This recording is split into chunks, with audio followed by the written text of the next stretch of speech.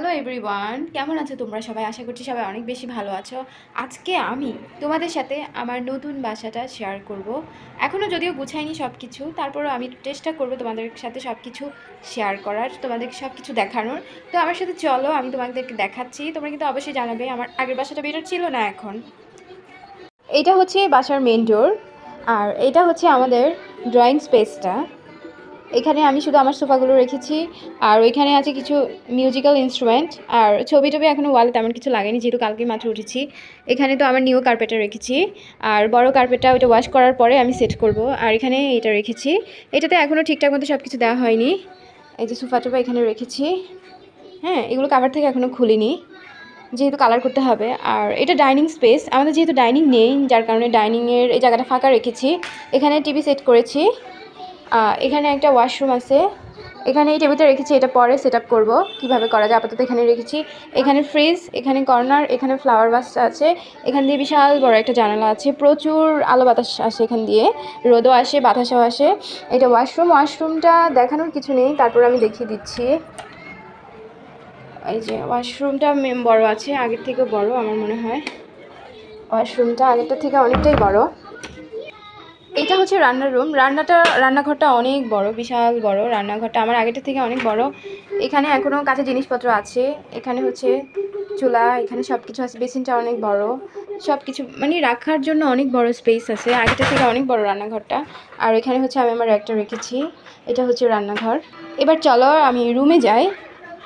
রুমের মধ্যে এই যে এটা আমাদের মাস্টার বেড।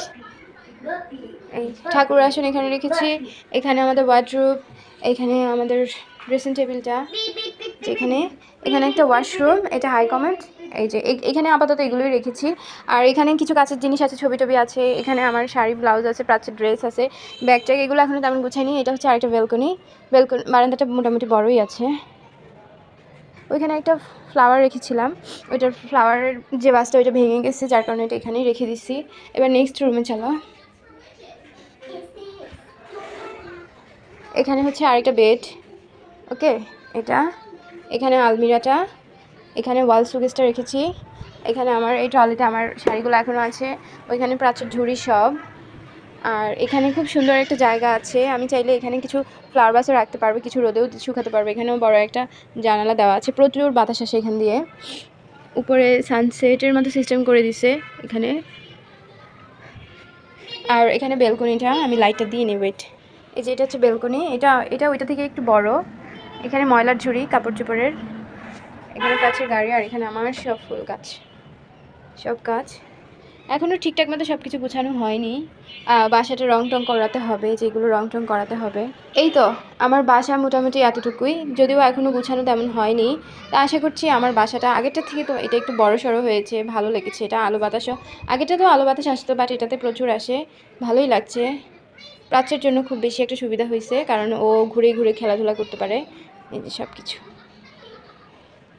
তো আজকের মতো ভিডিওটা এখানে শেষ করছি। আশা করছি তোমাদের ভালো লেগেছে। Tata, by.